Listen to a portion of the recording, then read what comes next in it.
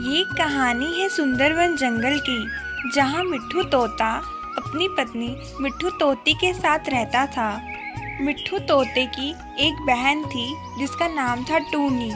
टूनी बहुत ही सुंदर थी, लेकिन उसे अपनी शक्ल पे बहुत घमंड था। मिट्ठू तोती, हमारी टूनी तो बड़ी हो गई है। अब इसके लिए कोई लड़का तो ढूंढना ही पड़ेगा इसकी शादी करवाने के लिए। तुम इसकी भाभी हो, इसके लिए कोई अच्छा सा लड़का ढूंढो। कह तो आप ठीक ही रहे हैं टूनी के भैया, लेकिन हमारी टुन्नू है ही इतनी सुंदर, इसे तो कोई भी लड़का मिल जाए, नजर ना लगे हमारी टुन्नू को। भैया भाभी, मैं कॉलेज के लिए जा रही हूँ और मुझे आते आते देर हो जाएगी, क्योंकि मैं वहीं से शॉपिंग करने जा रही हूँ अपनी सहेलियों के साथ। ठीक है टुन्नू, जाओ आराम से, और हाँ, रात को ज्यादा देर ना करना आने में। Bye bye. कहाँ रह गई ये लड़की, कितना इंतजार करवाती है। 1000 बार इसे मैंने समझाया है कि समय पे आया करो, मगर इसे कहाँ समझ आती है मेरी बात। टूनी, आओ भी जल्दी, मुझे बहुत देर हो रही है। शुक्र है भगवान का तुम आ गई। यार कितना इंतजार करवाती हो, मैंने तुम्हें कितनी बार कहा है सही समय पे आया करो। उफ, ओ टुन्नू, तुम्हें क्या पता मुझे तुमसे मिलने के लिए कितने बहाने करने पड़ते हैं, और एक तुम हो कि तुम मेरे लिए 5 मिनट का इंतजार नहीं कर सकते। ये भी कोई प्यार है भला? अब सारी पूछताछ यही करोगे या कॉफी पिलाने के लिए भी ले चलोगे? इन दोनों की ये सब बातें पेड़ में बैठा कल्लू कौवा सुन रहा होता है, जो कि टूनी से बहुत प्यार करता है, लेकिन अपने काले रंग की वजह से उसे इजहार नहीं कर पाता। काश टूनी, मैं तुम्हें बता पाता कि मैं तुमसे कितना सच्चा प्यार करता हूँ। अभी कल्लू कौवा दुखी मन से टूनी के बारे में सोच ही रहा था कि उससे मिलने कव्यानी आ गई। कव्यानी का एक मैरिज ब्यूरो था, वह लोगों के रिश्ते जोड़ती थी। क्या हुआ कल्लू भैया, कुछ परेशान नजर आ रहे हो? कोई परेशानी हो तो बताओ, मैं आपकी मुश्किल हल कर देती हूँ। ऐसी कोई बात नहीं है कव्यानी बहन, वो तो बस मैं ऐसे ही थोड़ा परेशान बैठा था।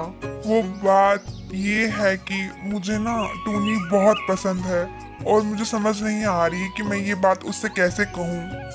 बस इतनी सी बात? आप इतनी सी बात के लिए परेशान हो रहे हैं? मेरा नाम कव्यानी है, शायद आप मुझे जानते नहीं हैं। आपका ये काम तो मैं चुटकियों में कर दूं। चलिए आप जाइए, घर जाइए, मैं देखती हूँ क्या होता है इस मामले में।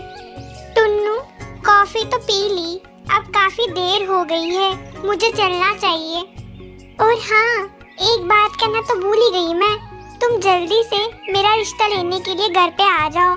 भैया भाभी तो मेरी शादी के बारे में सोच रहे हैं, इससे पहले कि वो मेरे लिए कोई और लड़का देखे, तुम ही आ जाओ।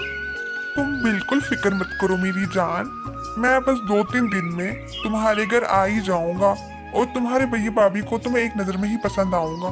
क्या नहीं है मेरे पास। टूनी वहाँ से निकल जाती है और बस का इंतजार करना शुरू कर देती है। तभी अचानक से उससे मिलने कल्लू कौवा आ जाता है। टूनी जी, मैं आपसे बहुत दिनों से एक बात कहना चाहता था, लेकिन डर के मारे बोल नहीं पा रहा था। मैं ना आपसे बहुत ज्यादा प्यार करता हूँ और आपसे शादी करना चाहता हूँ। क्या आप मेरे से शादी करेंगी?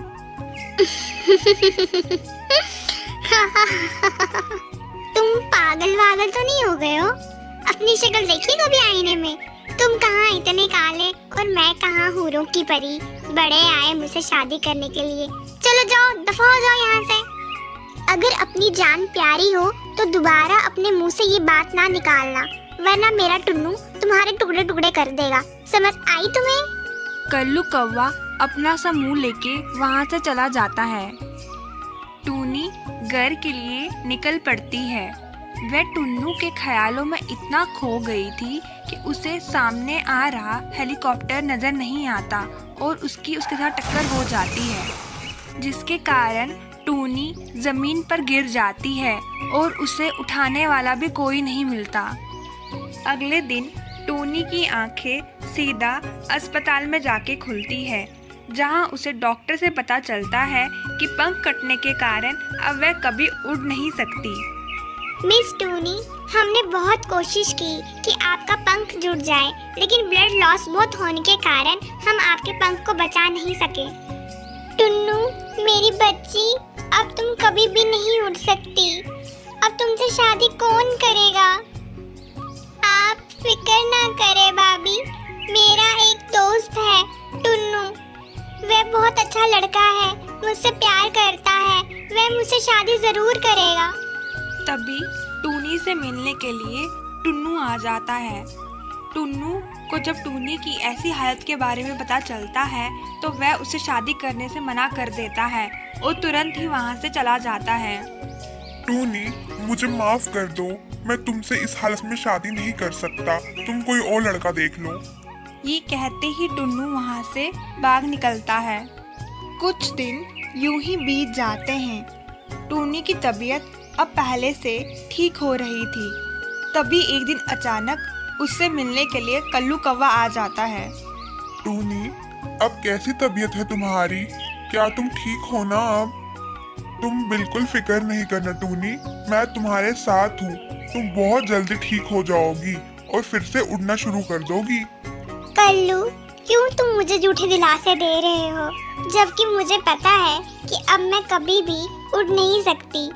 और अब तुम यहाँ क्या करने आए हो? अब मैं पहले जैसी सुंदर तो रही नहीं। मैंने इस सच्चाई को अपना लिया है। नहीं टूनी, ऐसी कोई बात नहीं है। मैं आज भी तुमसे उतना ही प्यार करता हूँ जितना कुछ समय पहले करता था।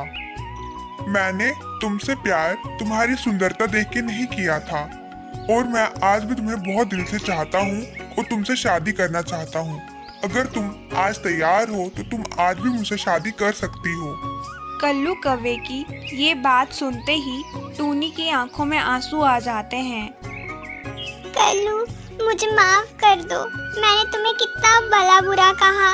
मैंने तुम्हारे साथ इतनी बदतमीजी की और तुमने आज भी मेरे साथ इतनी अच्छाई की।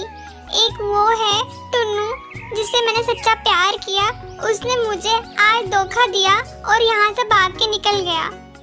आज तुमने मुझे सच्चे प्यार का मतलब सिखा दिया है। सच्चा प्यार शक्ल देख के नहीं, दिल से होता है। कुछ दिनों बाद कल्लू कौवा टूनी से शादी कर लेता है और वे जिंदगी भर साथ में रहते हैं। तो दोस्तों, कैसी लगी आपको कहानी? मुझे कमेंट करके ज़रूर बताएं। ये कहानी है सुंदरवन जंगल की, जहाँ टुनटुनी चिड़िया रहती थी। टुनटुनी का एक आम का बगीचा था, जहाँ के आम बेच के वह अपने जीवन का गुजारा करती।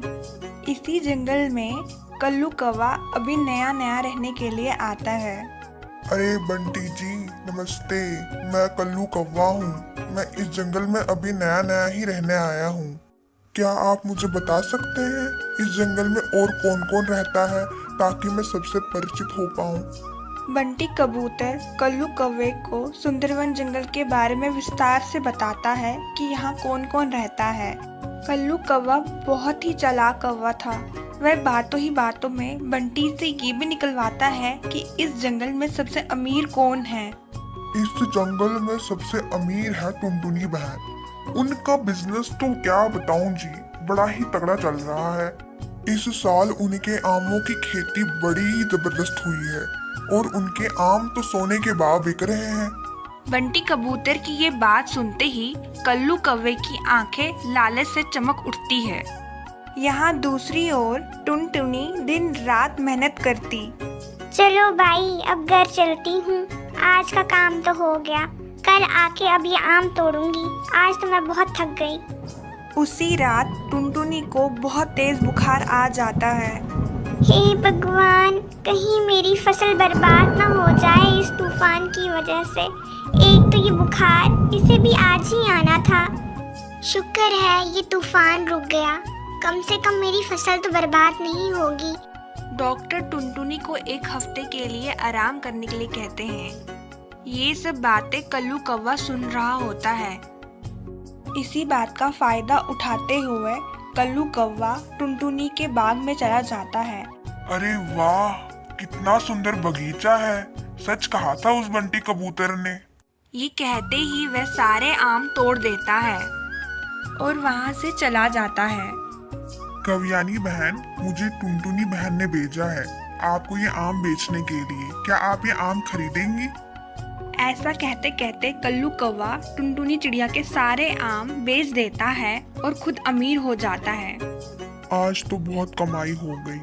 इससे पहले टुनटुनी को ये पता चले कि मैंने उसके सारे आम बेच दिए हैं, यहाँ से निकलना ही ठीक रहेगा। ये कहते ही कल्लू कौवा उस जंगल से भाग जाता है।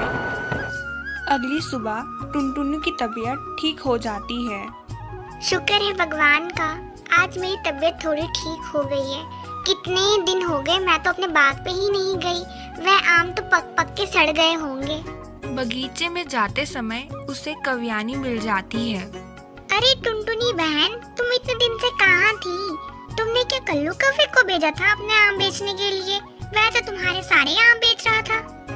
कव्यानी की ये बात सुनते ही टुनटुनी फटाफट से अपने बगीचे की ओर भाग जाती है। टुनटुनी के खाली पेट देखकर होश उड़ जाते हैं। हे भगवान, कि कालू कौवा तो एक नंबर का चोर निकला। इसने तो मेरे सारे आम चोरी कर लिए। वह इस बात की रिपोर्ट पुलिस स्टेशन जाके भी करती, लेकिन कोई फायदा नहीं होता क्योंकि कल्लू कौवा भाग गया था। दिन यूं ही बीतते गए। टुनटुनी अपना नया बगीचा तैयार करती है। इस बार टुनटुनी ने केले का बगीचा बनाया। कुछ ही वर्षों में उसका पूरा बगीचा बनके तैयार हो गया और वह दोबारा अमीर हो गई। टुनटुनी चिड़िया अपनी ऐसी फसल देखकर बहुत खुश हुई और वह अब पहले से ज्यादा अमीर हो गई। कल्लू कौवे को भी उसके किए की सजा मिल गई। वह जिस रात टुनटुनी के पैसे देके भागा था, उसी रात को उसका एक्सीडेंट हो गया था और वह जिंदगी भर के लिए अब चल नहीं सकता। किसी ने सच ही कहा है, समय बहुत बलवान है।